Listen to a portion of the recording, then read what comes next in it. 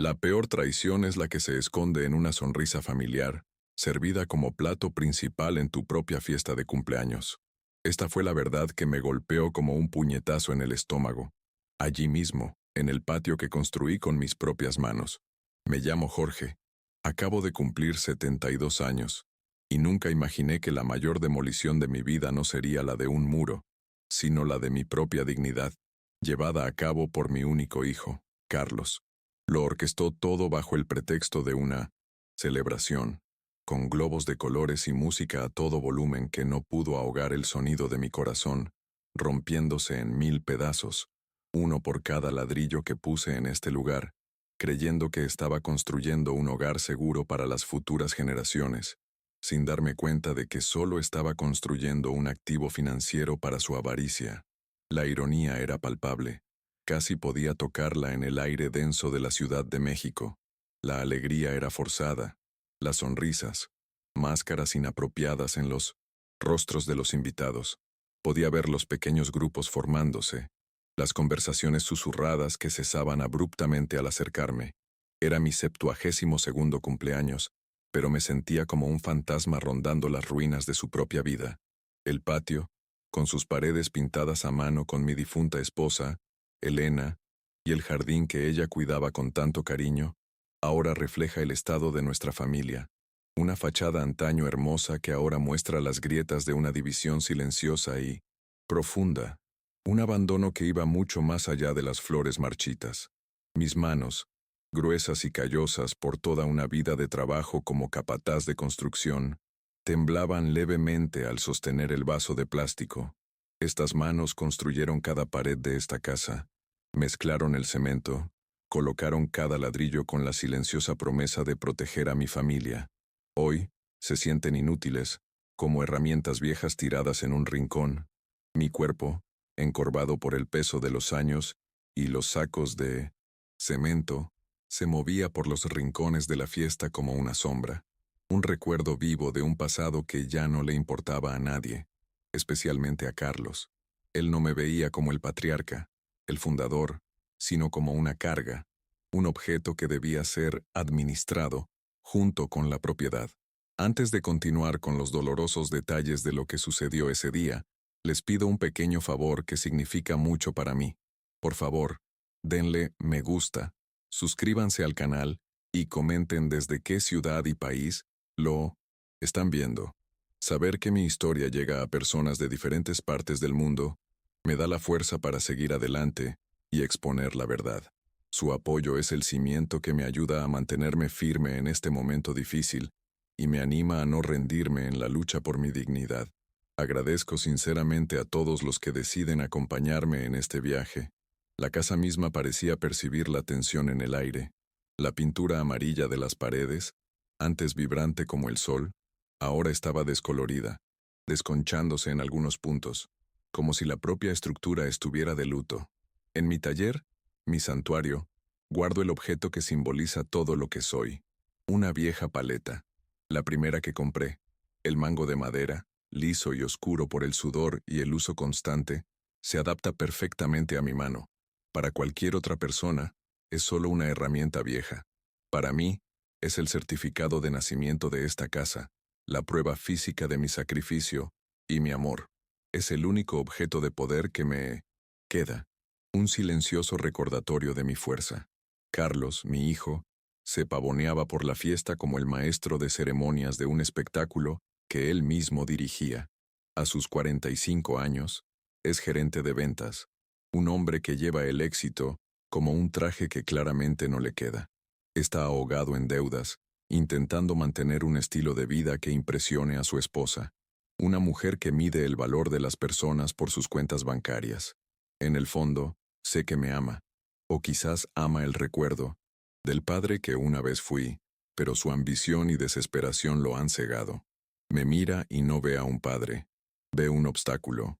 Mira esta casa y no ve un hogar, ve una solución a sus problemas financieros. Su debilidad siempre ha sido el miedo, el temor a ser visto como un fracaso, a no estar a la altura de las expectativas que él mismo creó. Esta ansiedad lo convirtió en un depredador dentro de su propia familia. Y yo, Su padre. Me convertí en la presa más fácil. Se convenció de que sus acciones eran justificables, un mal necesario para proteger a su familia, sin darse cuenta de que para construir su futuro estaba destruyendo mi pasado, mi presente y mi derecho a un final digno y en paz. Su impaciencia era un mazazo, y sentí cada golpe en mi alma. El clímax de mi humillación pública llegó en el brindis. Carlos, con una copa alzada y una sonrisa que no le llegaba a los ojos, exigió la atención de todos. La música se apagó y todos los ojos se posaron en él y, en consecuencia, en mí. Sentí un escalofrío, una premonición, ese instinto que te acompaña toda la vida y que rara vez se equivoca. Comenzó su discurso con hermosas palabras, recordando anécdotas de la infancia, creando una fachada de hijo cariñoso y devoto, preparando el escenario para el golpe final que estaba a punto de darme delante de todos mis conocidos. Un brindis por mi padre, Jorge, dijo en voz alta, con un tono cargado de falsa jovialidad. El hombre que, con sus propias manos, construyó esta maravillosa casa que hoy nos alberga. Un verdadero ejemplo de trabajo duro. Los invitados aplaudieron, y forcé una sonrisa, sintiendo el amargo sabor de la farsa en la boca. Pero no se detuvo ahí. Hizo una pausa dramática, como un actor experimentado, antes de pronunciar la frase que sellaría mi destino esa noche y cambiaría el curso de mi vejez para siempre, transformando una celebración en un tribunal público donde yo era el acusado. Y ahora, continuó, con un tono que se transformó en condescendencia disfrazada, de broma, a medida que envejece, necesita que alguien cuide de él, y por supuesto, de sus finanzas. Se rió, y algunos invitados se le unieron con incertidumbre. Después de todo, no queremos que haga ninguna locura con el patrimonio familiar, ¿verdad? La frase quedó suspendida en el aire, pesada y cruel. La broma no era una broma, era un decreto, una declaración pública de mi senilidad, de mi incapacidad. Fue la primera palada de tierra que echaron sobre mi ataúd, y yo seguía vivo para asistir a mi propio entierro. La risa forzada de algunos amigos y familiares fue el sonido más doloroso que jamás había escuchado. Era el sonido de mi autoridad destrozada, de mi dignidad pisoteada y reducida a polvo. Cada risa era un clavo clavado en mi alma. Me quedé paralizado, con la sonrisa congelada en el rostro, una grotesca máscara de normalidad. Por dentro, me desmoronaba. En ese instante, dejé de ser Jorge, el capataz, el patriarca, el amo de la casa. Me convertí en el viejo, el problema, la carga que necesitaba ser manejada por manos más jóvenes, supuestamente más capaces. La fiesta continuó, pero para mí había terminado. Los colores parecieron desvanecerse, la música se convirtió en un ruido lejano, y las voces se fundieron en un zumbido incomprensible. Solo asentí y sonreí, un autómata programado para no arruinar la celebración de mi propio descenso. Carlos, satisfecho con su logro, volvió a circular entre los invitados, recibiendo palmaditas en la espalda, probablemente de quienes lo veían como un hijo preocupado y responsable, ajeno a la avaricia y la falta de respeto que lo impulsaban. La soledad que sentí en ese momento fue la más profunda de toda mi vida. Más tarde esa noche, cuando el último huésped se marchó y el silencio finalmente se apoderó de la casa, un silencio pesado y acusador, no fui a mi habitación. Fui a mi taller al fondo del patio. El olor a madera, grasa y recuerdos me recibió como a un viejo amigo. Abrí la pequeña caja de madera de mi banco de trabajo y cogí mi vieja paleta. El peso familiar en mi mano me reconfortaba, un vínculo con el hombre que solía ser. El acero teñido reflejaba la tenue luz de la lámpara, y en ella no vi mi reflejo cansado. Vi la chispa de una decisión. La humillación que sufrí no sería mi epitafio. El dolor que sentí no me paralizaría. Se convertiría en el combustible de mi última gran obra. Carlos quería administrar mis bienes, tratarme como a un niño incapaz. Creía que la batalla ya estaba ganada, que yo era solo un anciano débil esperando el fin. Pero subestimó los cimientos sobre los que había construido mi vida. No eran de cemento y ladrillos, sino de integridad y amor propio. Y esos cimientos no se derrumbarían tan fácilmente. La guerra apenas comenzaba. Esa noche marcó un punto de inflexión. El hombre que se sentía como una sombra en su propia casa decidió que era hora de levantarse y luchar por la luz. Carlos había declarado públicamente mi incapacidad, pero, irónicamente, sus crueles palabras despertaron en mí una claridad y una determinación que no había sentido en años. No sabía exactamente cómo, pero sí sabía que no permitiría que mi legado, construido con sudor y sacrificio, se liquidara para pagar las deudas de un hijo ingrato. Protegería mi dignidad, incluso si eso significaba destruir sus expectativas. El plan empezó a tomar forma en mi mente, no como un acto de venganza, sino como un acto de preservación. Si la casa que construí para albergar a mi familia se había convertido en un símbolo de su avaricia, entonces se la daría a quienes realmente comprendían su valor, quienes, como yo, se arriesgaban a ser desechados por sus propias familias. Carlos quería el control, pero el verdadero poder no residía en los documentos que codiciaba, sino en la pluma que yo sostendría. Ese brindis no fue el final de mi historia, fue el incidente que desencadenó mi resistencia. Con la paleta aún en la mano, sentí que la fuerza regresaba a mis brazos. Era la misma fuerza que me permitía construir muros, la misma paciencia para colocar cada ladrillo perfectamente alineado. Ahora, usaría esa misma precisión y paciencia para construir mi defensa, para erigir un muro impenetrable alrededor de lo que quedaba de mi autonomía. El patio estaba oscuro y silencioso, pero en mi mente, el sonido de las herramientas comenzó de nuevo, no para construir una casa, sino para reafirmar la soberanía de un hombre en su propio hogar, en su propia vida. La semana siguiente sería decisiva. Sabía que Carlos no tardaría en actuar, en formalizar la toma de posesión que había anunciado en su discurso. Vendría con papeleo, argumentos lógicos y la presión emocional habitual, pero esta vez encontraría a un padre diferente, no al anciano encorvado y silencioso de la fiesta, sino a un hombre que había recuperado la compostura, el aplomo y la dignidad. Estaba a punto de descubrir que los cimientos más antiguos son los más difíciles de quebrar, y los míos eran de acero puro. Si amas a Jesús y crees que la justicia divina nunca falla, incluso cuando la justicia humana parece ciega, te insto a suscribirte a nuestro canal. Cada historia que compartimos aquí es un testimonio de fe y de la importancia fundamental de los valores que nos enseñó, como honrar a nuestro padre y a nuestra madre.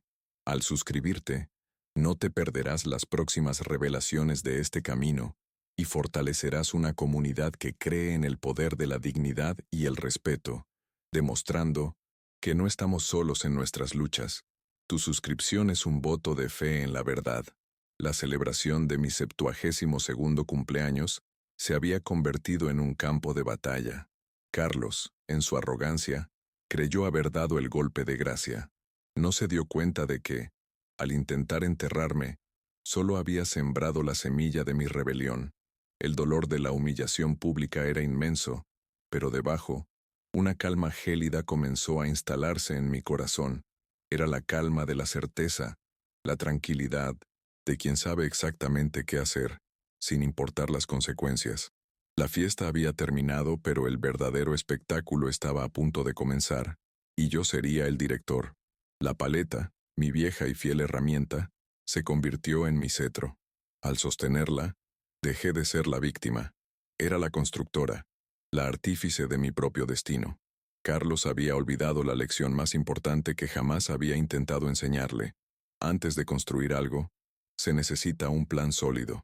Y el mío se estaba elaborando esa misma noche, bajo la solitaria luz de mi taller. Un plan no para obtener ganancias ni bienes materiales, sino para recuperar mi posesión más preciada, el respeto, un bien invaluable que no estaba dispuesta a vender. Mientras la ciudad dormía, planeé mi resistencia. Recordé a Elena, mi difunta esposa. Siempre decía, Jorge, tu fuerza no está en tus músculos, sino en tu carácter. Nunca dejes que nadie te diga lo que vales. Sus palabras resonaron en mi mente, dándome el coraje que necesitaba. La lucha no sería fácil, Implicaría abogados, enfrentamientos y, probablemente, la pérdida permanente de la relación con mi hijo. Pero lo que perdería sería menos valioso que lo que ganaría: la paz de saber que viví y morí como un hombre íntegro. El patio, escenario de mi vergüenza, pronto presenciaría mi reafirmación. Cada rincón de esa casa, cada ladrillo, guardaba un recuerdo, un trozo de mi historia. No permitiría que esa historia fuera borrada ni reescrita por nadie más.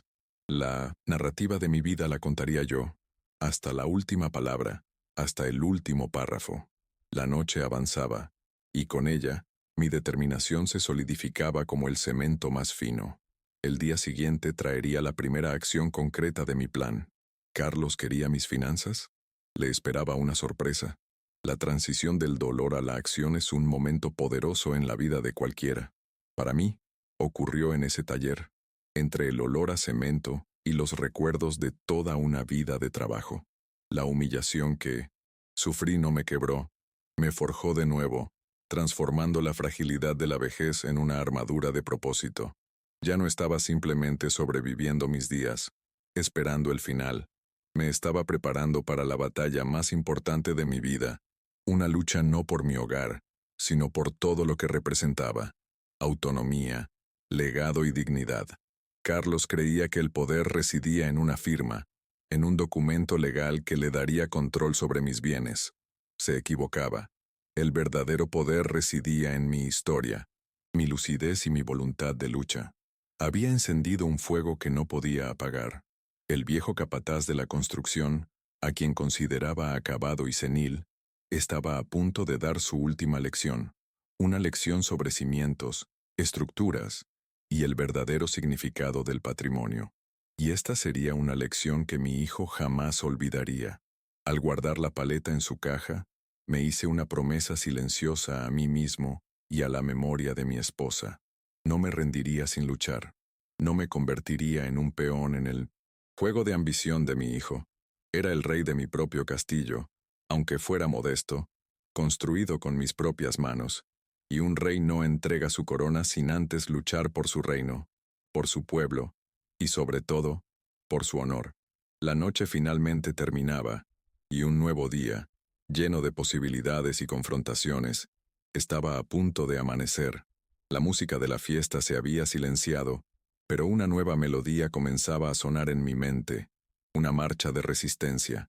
Me sentía como un soldado veterano, llamado a una última misión.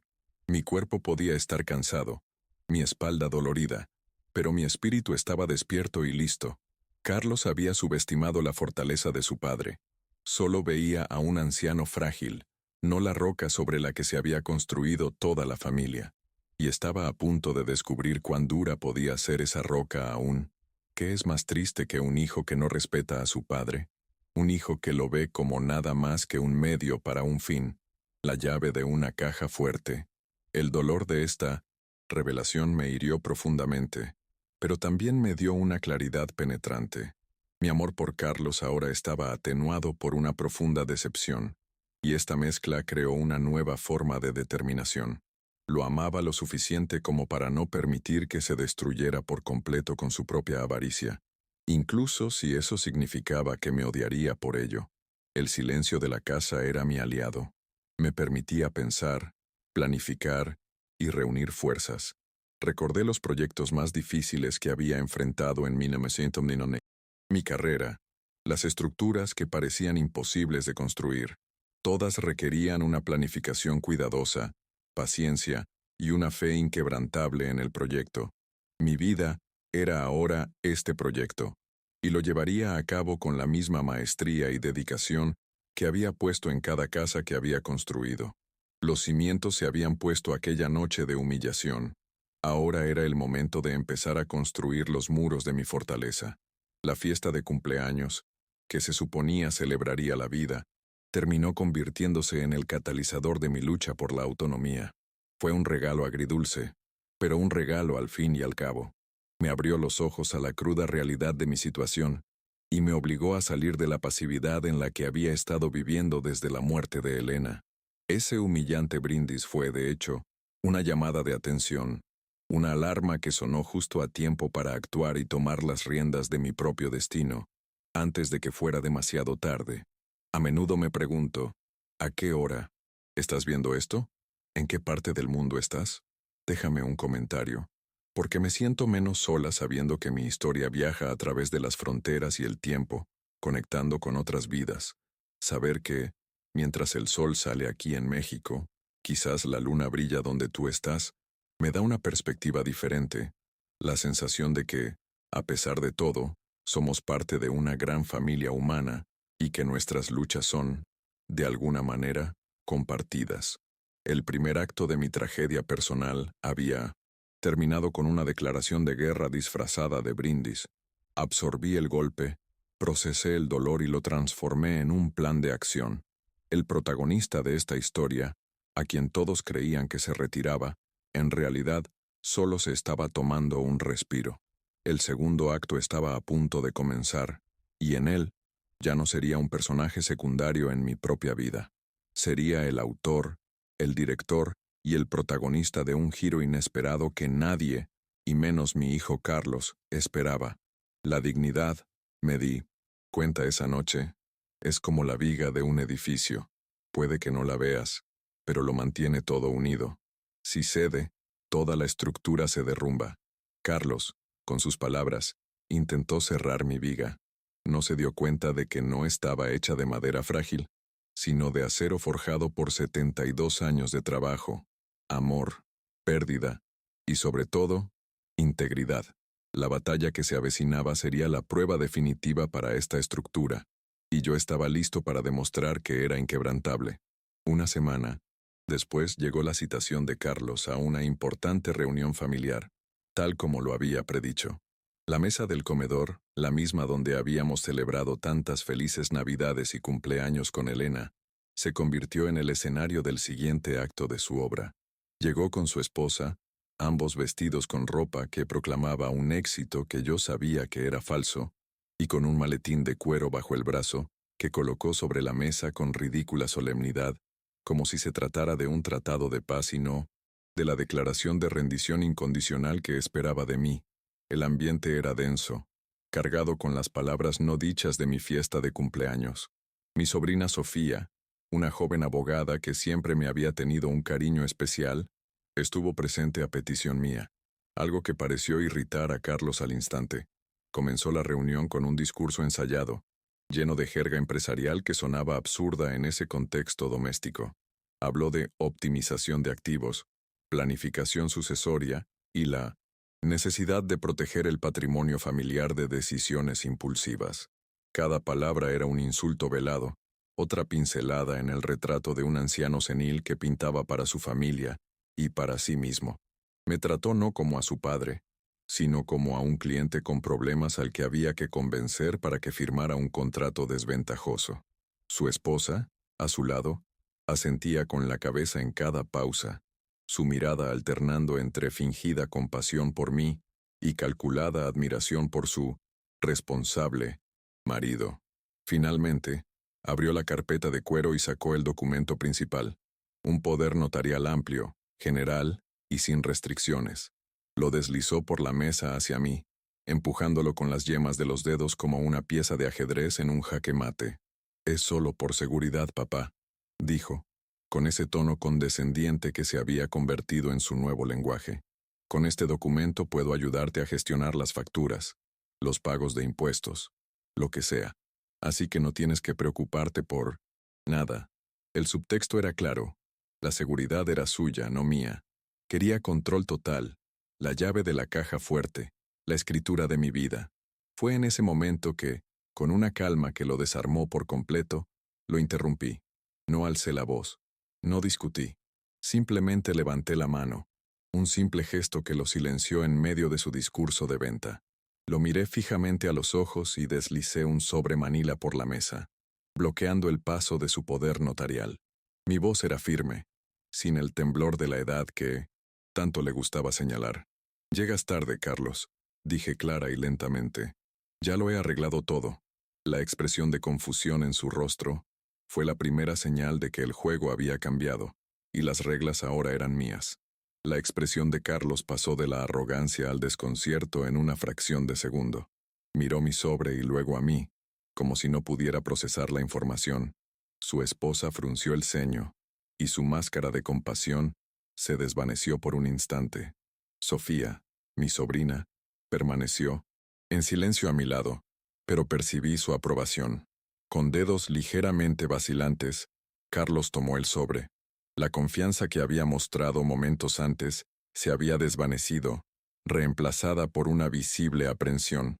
El silencio en la habitación era tan denso que pude oír el crujido del papel al abrirlo, un sonido que, para mí, fue el comienzo de una nueva era. Dentro del sobre había una copia certificada de un acuerdo de donación en vida. Recorrió las cláusulas con la mirada y vi el momento exacto en que las comprendió. La sangre desapareció de su rostro, dejándolo pálido como la cera.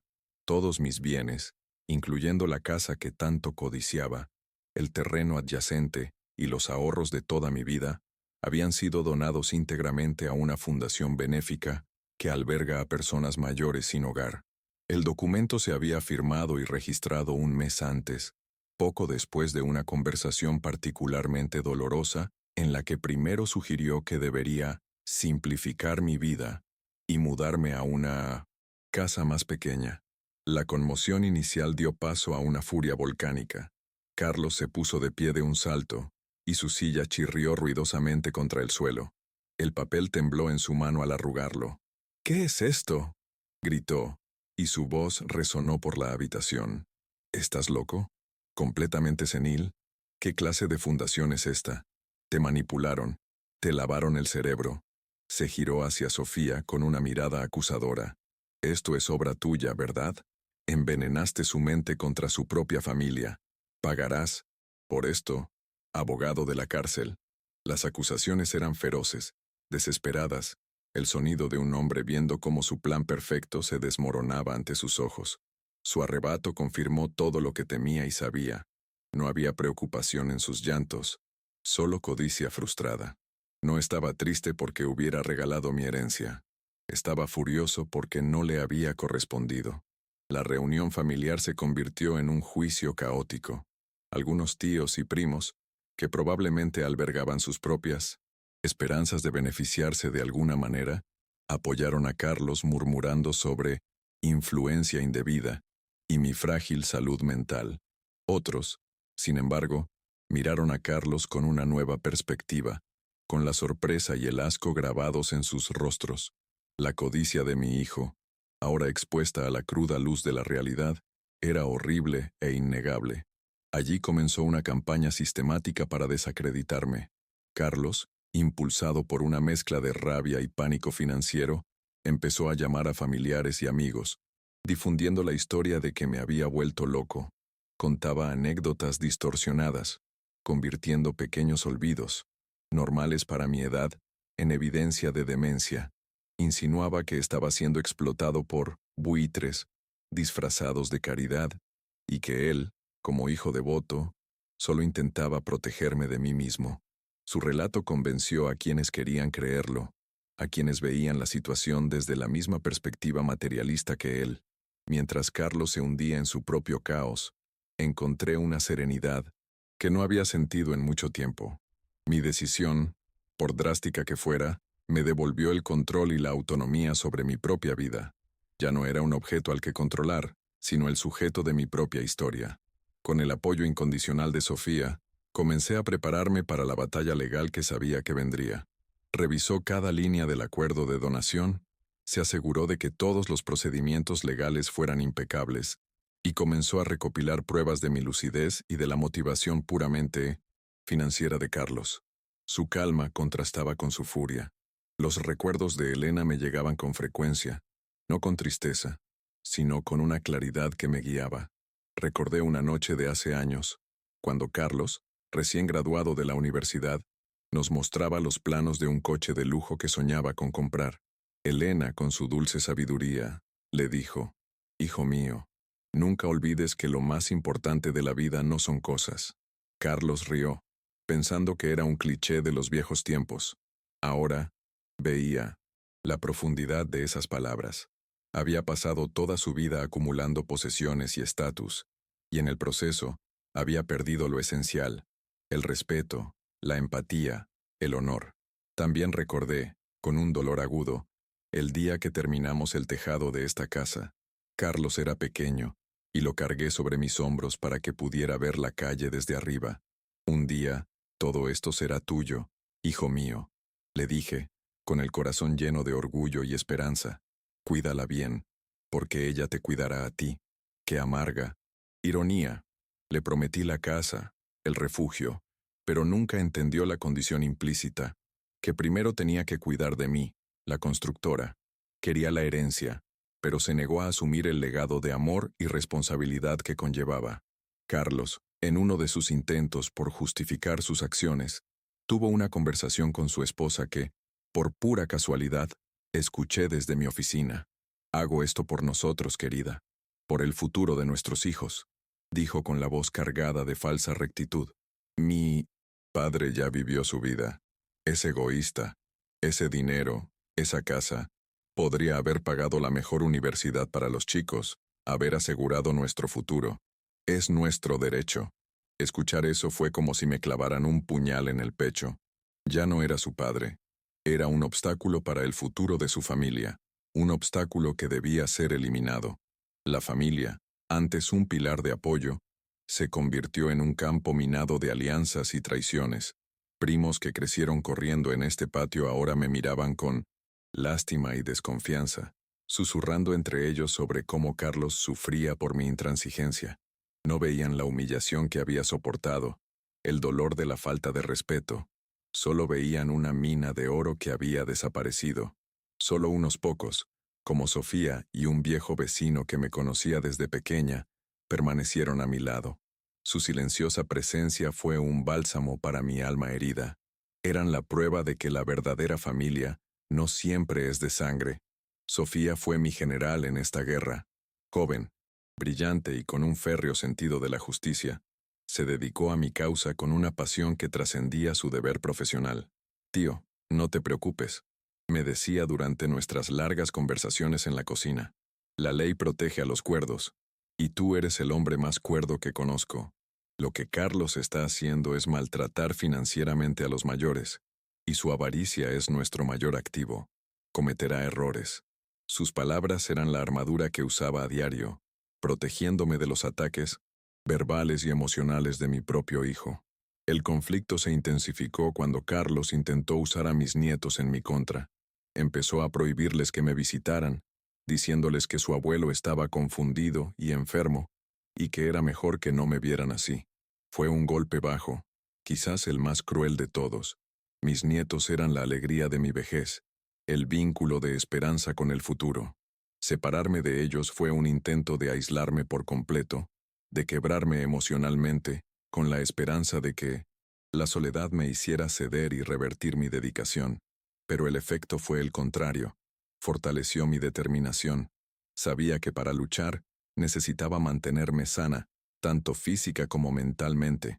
Empecé a caminar todas las mañanas, a leer el periódico de principio a fin y a hacer crucigramas para mantener la mente ágil. Me negaba a ceder al papel de víctima que Carlos quería imponerme. Cada acto de autonomía, por pequeño que fuera, prepararme el café, arreglar un grifo que goteaba, cuidar el jardín de Elena, era una pequeña victoria, una declaración de independencia. Le estaba demostrando a él y a mí misma que aún era capaz, que aún era dueña de mi propio hogar. La dramática ironía de la situación no me pasó desapercibida. El público, quienes escuchan mi historia, conocen mi lucidez y la avaricia de Carlos. Ven la manipulación en cada palabra, en cada acción calculada. Pero los personajes de la historia, los demás miembros de la familia, están divididos, confundidos por la niebla de mentiras que él creó. Esta discrepancia crea una tensión que yo mismo sentía a diario. Viví la verdad, pero estaba rodeado de personas que habían optado por creer una ficción conveniente, porque la verdad era mucho más desagradable e incómoda. Si amas a Jesús y crees en la verdad y la justicia, suscríbete a nuestro canal para no perderte el desenlace de esta historia. Tu suscripción es un gesto de apoyo que me fortalece y demuestra que todavía hay personas que valoran el honor y el respeto por sus mayores. Juntos, formamos una comunidad que no se queda callada ante la injusticia y cree que, al final, la luz siempre vence a la oscuridad. Al suscribirte, me ayudas a asegurar que mi voz se escuche y que mi lucha sirva de inspiración a quienes estén pasando por situaciones similares. El conflicto, que empezó como una cuestión de dinero y control, se convirtió en algo mucho más grande. Se convirtió en una batalla por mi dignidad, mi identidad y mi legado. Ya no se trataba de quién se quedaría con la casa. Se trataba de quién escribiría el último capítulo de mi vida. ¿Sería Carlos, con su narrativa de un padre senil e incapaz?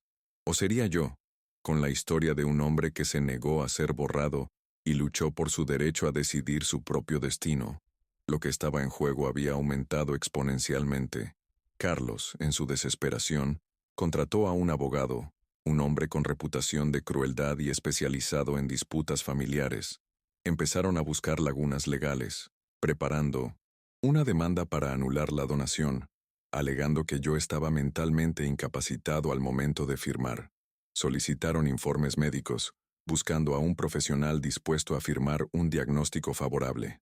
La fría e impersonal maquinaria legal se estaba preparando para aplastarme, para convertir mi vida en una demanda contada, un caso que se ganaría a cualquier precio. La casa, que siempre había sido mi refugio, empezó a sentirse como una fortaleza asediada. El teléfono sonaba con llamadas de familiares que intentaban hacerme entrar en razón. Cada timbre me ponía en alerta. Vivía en constante vigilia, sabiendo que el próximo ataque podía llegar en cualquier momento y desde cualquier dirección. Pero no estaba sola. Sofía era mi escudo, y el recuerdo de Elena, mi inspiración. Y en mi santuario, la vieja paleta me recordaba constantemente de qué estaba hecha, de madera dura, difícil de quebrar. Recuerdo un recuerdo particularmente vívido. Elena y yo estábamos sentadas en el porche, viendo a Carlos jugar en el patio. Tiene tanta pasión, Jorge dijo, tanta ambición. Lo llevará lejos, pero reza para que nunca tenga que elegir entre la ambición y su corazón.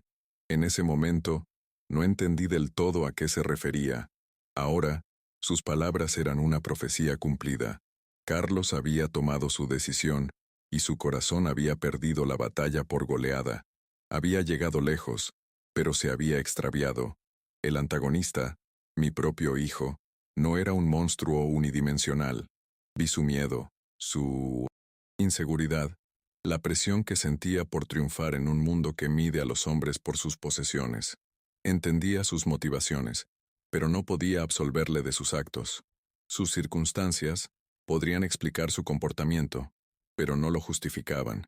Era una persona real, con defectos y miedos, pero sus decisiones habían causado un daño real, una herida profunda que quizá nunca sanara, y necesitaba protegerme de las futuras heridas que seguramente intentaría infligirme. La intensidad emocional fue progresiva. La humillación en la fiesta fue dolorosa. La reunión familiar y la revelación de la donación aumentaron la tensión. La furia y la campaña de desprestigio de Carlos intensificaron el conflicto. Cada nuevo suceso era como un peldaño en una escalera que subía hacia una confrontación inevitable.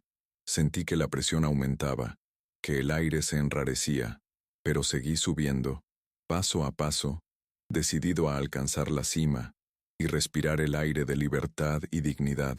La escalada llegó a su punto más crítico un martes por la tarde. Estaba en el jardín, intentando revivir los rosales de Elena, cuando oí que se abría la puerta. No era Carlos. Era un hombre de traje con un maletín. Se me acercó con fría formalidad y me entregó un sobre. No era una carta, era una citación. Una notificación oficial de que Carlos había interpuesto una demanda para impugnar la donación y solicitar una evaluación de mi capacidad mental. El papel que tenía en las manos estaba frío, pesado, la encarnación de la peor traición de un hijo. Ese momento fue mi punto de máxima vulnerabilidad. La disputa familiar se había convertido en una guerra pública y legal. Mi nombre, mi honor, mi cordura serían debatidos en un tribunal, analizados por abogados y juzgados por un desconocido. Sentí un nudo en el estómago, un miedo gélido que amenazaba con paralizarme. Por un instante, la soledad fue abrumadora. Carlos había cumplido su amenaza. Estaba dispuesto a exponerme, a humillarme públicamente, a usar todo el poder del sistema legal para conseguir lo que quería. El hijo que había criado intentaba declararme oficialmente demente. Este fue el clímax del segundo acto de mi vida. La indignación moral del público que me observaba, imagino, estaba llegando a su punto álgido. Un hijo demandando a su propio padre por su herencia, alegando que ya no tenía derecho a tomar sus propias decisiones. La violación de las expectativas sociales más fundamentales, que los hijos deben honrar y cuidar a sus padres en la vejez, era total y absoluta. Estaba acorralado, con el sistema legal apuntándome como un arma. La pregunta en el aire era, ¿serían mi calma y mi sinceridad suficientes para enfrentar el poder del dinero y la manipulación? Miré la citación en mis manos temblorosas, y luego la casa que había construido. Cada ladrillo parecía observarme, darme fuerza. La vulnerabilidad del momento no se convirtió en desesperación, sino en una determinación férrea. Carlos había movido su pieza más poderosa en el tablero. Ahora, era mi turno de jugar, y no derrocaría a mi rey. La batalla final no se libraría en mi casa sino en un tribunal, y estaba listo. Ese trozo de papel no era mi fin, era la invitación a mi reafirmación final. ¿Qué hora es donde me estás viendo? ¿Y desde qué ciudad me estás viendo? Comenta abajo. Me gusta imaginar los diferentes lugares y zonas horarias, pensar que, mientras me preparo para dormir con mis preocupaciones aquí en México, alguien en otro rincón del mundo está comenzando su día, quizás, tomando café y escuchando mi historia. Esta conexión me hace sentir parte de algo más grande, una comunidad global unida por historias, y me da la esperanza de que la empatía aún existe. La progresión geométrica de la intensidad emocional había alcanzado su punto máximo. La humillación en la fiesta dolió, pero la citación me llegó al alma.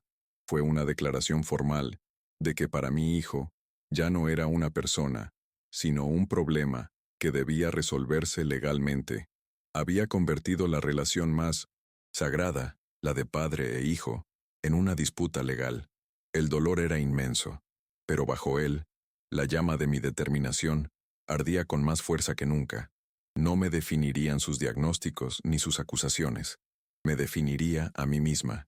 El segundo acto de mi historia termina aquí, en el momento de mi mayor juicio, con una citación en mano y la perspectiva de una humillante batalla legal por delante.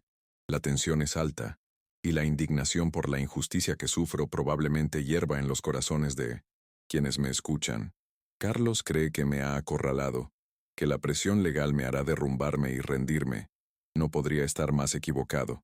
Simplemente me dio la plataforma que necesitaba para presentar mi prueba final, no de cordura, sino de dignidad. La caracterización de mi antagonista estaba completa. Sus acciones, motivadas por una mezcla tóxica de miedo financiero, presión social y un profundo sentimiento de derecho, revelaban el alcance de su decadencia moral. No era un villano de cuento, de hadas. Era aterradoramente real, un reflejo de una sociedad que a menudo prioriza el tener sobre el ser. Y yo, el protagonista, me vi obligado a evolucionar de un patriarca pasivo a un guerrero reticente, luchando no por la propiedad, sino por el derecho fundamental a existir con honor. La preparación para el tercer acto estaba completa. La apuesta era máxima. La pregunta ya no era si habría una confrontación, sino cómo se desarrollaría. El escenario estaba preparado para un clímax emocional, donde la verdad se enfrentaría a la manipulación y la integridad resistiría la embestida de la codicia. El mundo que conocía se había trastocado, pero me mantuve firme, anclado en los valores que me habían guiado a lo largo de mi vida. La tormenta se cernía sobre mí, pero no me rendiría. El contraste entre mi voz, reflexiva y cansada, pero firme, y la de Carlos, transaccional y agresiva, nunca había sido tan marcado. Nuestros diálogos, tanto reales como internos, representaban dos visiones del mundo en conflicto. Su mundo, basado en ganancias y pérdidas, activos y pasivos. el mío, basado en el amor, el sacrificio, el respeto y la memoria. La batalla legal sería la confrontación final entre estas dos filosofías de vida, y el resultado definiría no solo mi futuro, sino el significado mismo de mi pasado. La dramática ironía residía en que cuanto más intentaba Carlos demostrar mi locura, más revelaba su propia locura moral. Cada mentira que decía, cada familiar que manipulaba, cada documento legal que presentaba eran, de hecho, testimonios de su desesperación y falta de carácter. Estaba construyendo un caso en mi contra, pero sin saberlo, también estaba escribiendo su propia sentencia ante los ojos de todos los que aún tenían la capacidad de ver la verdad tras sus acciones calculadas. El momento de máxima vulnerabilidad, al recibir la citación, fue también un momento de máxima claridad. Cualquier ilusión que aún albergara sobre mi hijo se desvaneció como el humo. Ahora lo veía como era, no como deseaba que fuera, y esta claridad, aunque dolorosa, fue liberadora. Me liberó del peso de la vana esperanza y me dio la libertad de luchar sin restricciones, sin preocuparme por salvar una relación que él mismo ya había destruido. Ahora, solo era cuestión de salvarme. Así, el segundo acto cierra con la promesa de una confrontación. La tensión crece, los personajes se desarrollan en su complejidad, y el conflicto ha escalado de una disputa familiar a una guerra legal sin cuartel. El espectador queda en el colmo de la indignación y la incertidumbre, obligado a continuar hasta el tercer acto para ver si la justicia prevalecerá, si la dignidad de un viejo constructor será suficiente para demoler el castillo de mentiras erigido por su propio hijo. La batalla final por mi alma estaba a punto de comenzar. Llegó el día de la mediación, frío y gris, como si el cielo de la Ciudad de México lamentara la batalla que se avecinaba. La sala estaba aséptica, con una larga mesa, de madera pulida y sillas incómodas, un ambiente diseñado para extraer la emoción de los conflictos y reducirlos a hechos y cifras. A un lado estábamos sentados Carlos y su abogado, un hombre de sonrisa depredadora y ojos que calculaban el valor de todo, pero el precio de nada. Al otro lado estábamos Sofía, mi sobrina, y yo, cuya serena presencia era mi único ancla en medio de aquella tormenta de formalidad hostil. El aire estaba cargado de tensión. Cada segundo de silencio era un grito ahogado, la antesala del enfrentamiento final. El abogado de Carlos comenzó su presentación. Con voz monótona y precisa, expuso sus argumentos. Presentó informes médicos cuestionables, obtenidos de un médico que apenas había hablado conmigo, que hablaban de lagunas y posibles problemas para tomar decisiones. Trajo testimonios escritos de primos y tíos, manipulados por la narrativa de Carlos, que me presentaban como un hombre confundido, aislado y fácilmente influenciable. Cada palabra era una puñalada, un intento calculado de desmantelar mi identidad, de convertirme en una caricatura de senilidad para sus fines financieros. Carlos observaba todo con una expresión de falsa preocupación, haciéndose el hijo devoto hasta el último minuto. Hablaron durante casi una hora, construyendo un castillo de mentiras sobre una base de medias verdades. Hablaron de cómo había olvidado el nombre de un nuevo vecino, de cómo un día puse sal en el azucarero por error, de cómo me negué a hablar de la modernización de la casa. Pequeños incidentes cotidianos distorsionados y magnificados para que parecieran síntomas de una mente en crisis. El mediador, un hombre de mediana edad con rostro impasible, escuchaba atentamente, tomando notas. Permanecí en silencio, sintiendo el peso de sus palabras intentando aplastarme, pero me negué a darles el poder de quebrantarme. Simplemente esperé, con una paciencia forjada durante décadas de trabajo. Finalmente, la tormenta de acusaciones amainó. Olmain, mediador, se volvió hacia mí. Señor Jorge, ¿tiene algo que decir en su defensa? La sala quedó en completo silencio. Carlos me miró con cierta arrogancia, seguro de que tartamudearía, me confundiría o simplemente no tendría nada que decir, confirmando así la imagen que él había construido. Pero no ofrecí una defensa en sus términos. No discutiría informes médicos ni testimonios erróneos. Mi verdad era más antigua y sólida que esos papeles. Lentamente, Me agaché para recoger la pequeña caja de mío madera que había traído y la puse sobre la mesa. Con pulso firme, abrí la caja y saqué mi vieja paleta. El sonido del metal desgastado al rozar la madera pulida de la mesa de mediación era el único ruido en la sala. Era un sonido orgánico, real, un sonido de trabajo y creación en un ambiente de destrucción. Todos miraron la herramienta con confusión. El abogado de Carlos sonrió con desdén, probablemente pensando que era la prueba definitiva de mi demencia, pero el mediador observó el objeto con genuina curiosidad. La paleta, con su mango desgastado y su metal deslustrado, se convirtió en mi único documento, mi único testigo. Era la prueba de mi vida. Esta, comencé, con una voz sorprendentemente fuerte en la acústica de la habitación, fue la primera herramienta que compré cuando era un joven aprendiz de albañil. Con ella, construí los cimientos de más de 50 casas en esta ciudad, y con ella, puse el primer ladrillo de mi propia casa, el lugar que mi hijo ahora llama bienes raíces. No conté una historia de finanzas, conté una historia de sacrificio. Conté las noches que trabajé bajo la luz de una lámpara, después de un día entero de trabajo, para construir las paredes de la habitación de mi hijo nonato. Conté cómo Elena, mi esposa, me traía café y sostenía la linterna, soñando conmigo. Describí el olor a cemento fresco, el dolor de espalda, la alegría de ver cómo la estructura tomaba forma. Cada pared de esa casa resuena con la risa de mis hijos. Cada piso lleva la huella de los primeros pasos de mis nietos. Cada ventana fue instalada con la esperanza de un futuro brillante para ellos. La casa no era un conjunto de ladrillos y cemento. Era el diario físico de mi vida, el depósito de mis recuerdos, el fruto de mi amor y mi sudor. Mientras hablaba, la sala de meditación pareció desaparecer, y en su lugar, vi el patio de mi hogar, lleno de vida e historia. Cuando terminé de hablar de la casa, hubo un momento de respetuoso silencio. La sonrisa se había borrado del rostro del abogado de Carlos. El mediador me miró con una nueva comprensión, pero aún no había terminado. Mi hijo dice que estoy confundida, que me falla la memoria. Continué, con la mirada fija en Carlos. Dice que su única preocupación es mi bienestar, pero la prueba de mi lucidez no está en ningún historial médico. Está en la claridad de mi dolor, en el recuerdo nítido de la humillación que me hizo sufrir. Fue entonces cuando saqué una pequeña grabadora del bolsillo de mi chaqueta. Presioné el botón de reproducción. La voz de Carlos, amplificada por el silencio de la sala, llenó la habitación, alegre y cruel. Un brindis por mi padre, que ahora, con la edad, necesita que alguien cuide de él, y, por supuesto, de sus finanzas.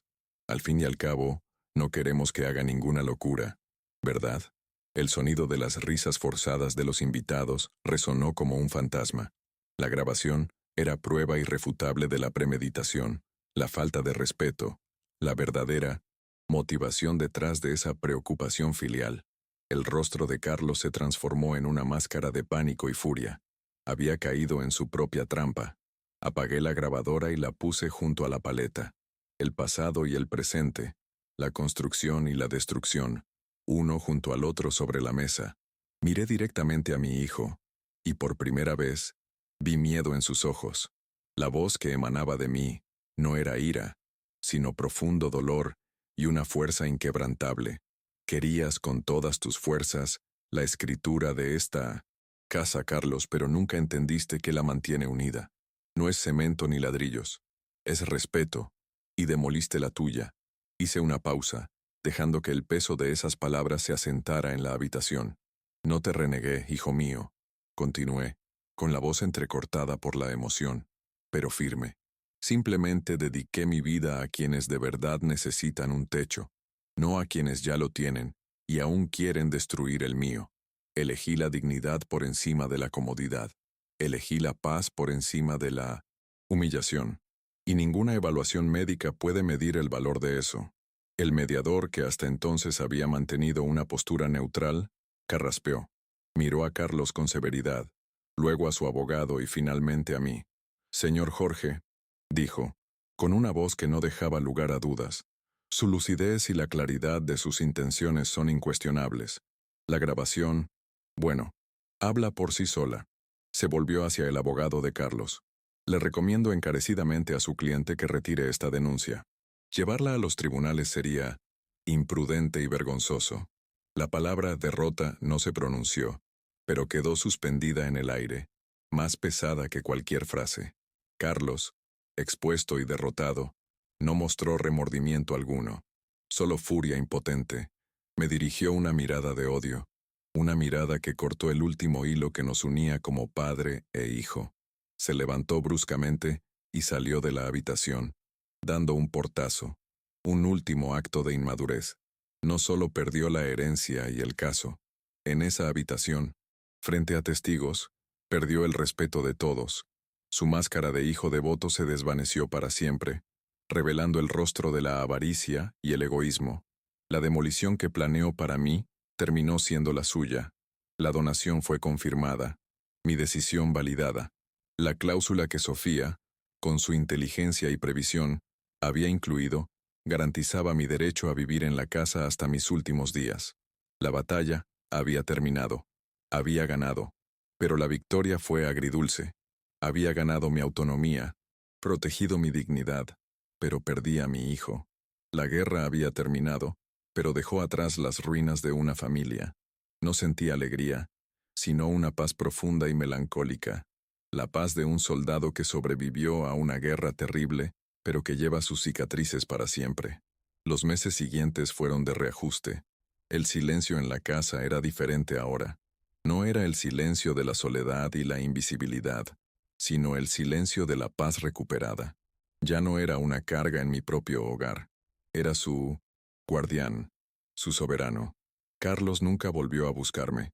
Supe por otros que sus deudas lo habían llevado a vender su apartamento y mudarse a uno más pequeño. La ironía del destino fue implacable. Quería que mi casa mantuviera su nivel de vida, y terminó perdiendo el suyo. Sin embargo, mi vida encontró un nuevo propósito. La fundación a la que doné mis bienes se convirtió en parte de mi vida diaria. Los domingos, en lugar de esperar la visita de un niño que nunca llegaría, recibía en mi patio a otras personas mayores, hombres y mujeres con historias de vida tan ricas y, a veces, tan dolorosas como la mía. Compartíamos historias, jugábamos al dominó y cuidábamos del jardín, que, poco a poco, volvió a florecer gracias al cuidado de tantas manos expertas. La casa que construí para una familia se convirtió en el hogar de muchas. Descubrí que el verdadero legado no es lo que dejamos a los demás, sino lo que dejamos en ellos. Mi historia, compartida con mis nuevos amigos, se convirtió en una fuente de fortaleza para ellos, y su resiliencia me inspiró. Encontré una nueva familia, no de sangre, sino de espíritu, unida no por la obligación, sino por la comprensión mutua de la fragilidad y la fuerza de la vida. La soledad dio paso a la comunidad. La risa que ahora resonaba en mi patio era genuina, libre de la tensión y la falsedad del pasado. Mi vieja paleta seguía en su caja de madera, pero ahora la veía de otra manera. No era solo un símbolo de mi pasado, sino un puente hacia mi futuro. Representaba la capacidad que todos tenemos de construir y reconstruir nuestras vidas, sin importar nuestra edad.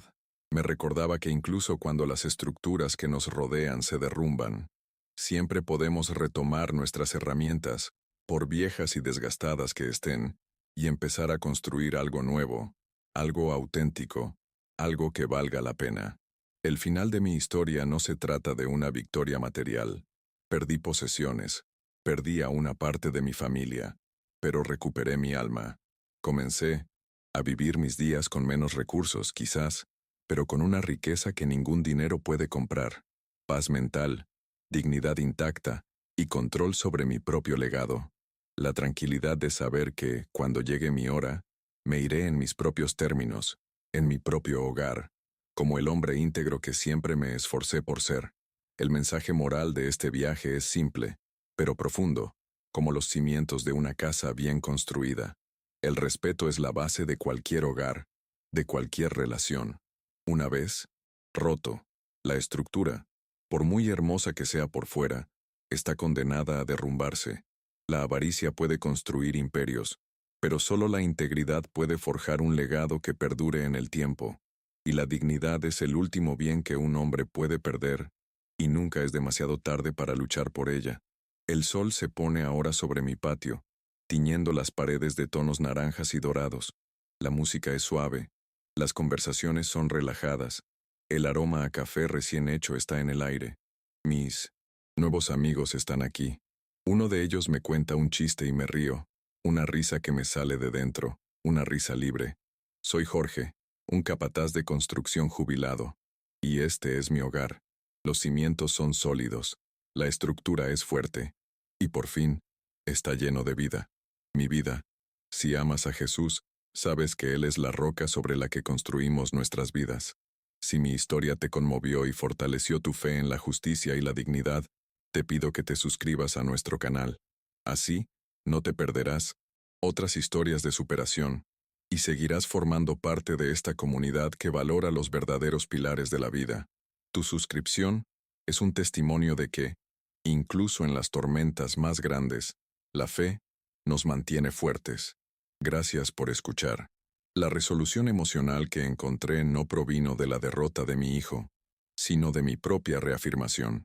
La validación del mediador fue importante, pero la verdadera catarsis surgió de dentro, desde el momento en que tomé la pala y recuperé mi narrativa. Fue el momento en que la víctima se convirtió en la heroína de su propia historia. Y esa es una victoria que nadie puede arrebatarme. Ninguna demanda puede impugnarla. Es la paz que se encuentra cuando eres fiel a ti mismo. Los elementos de continuidad en mi vida son diferentes ahora. Ya no se basan en el linaje familiar, sino en las conexiones que elegí construir. La fundación benéfica no es solo una entidad legal. Son los rostros de Ana, Roberto y María, personas que, como yo, encontraron refugio y propósito en sus años dorados. Mi legado no será un nombre en una escritura, sino las semillas de esperanza y resiliencia que sembré en los corazones de quienes me rodean. La resolución fue parcial, en el sentido de que la herida familiar podría no sanar nunca del todo, pero fue completa en cuanto al arco emocional.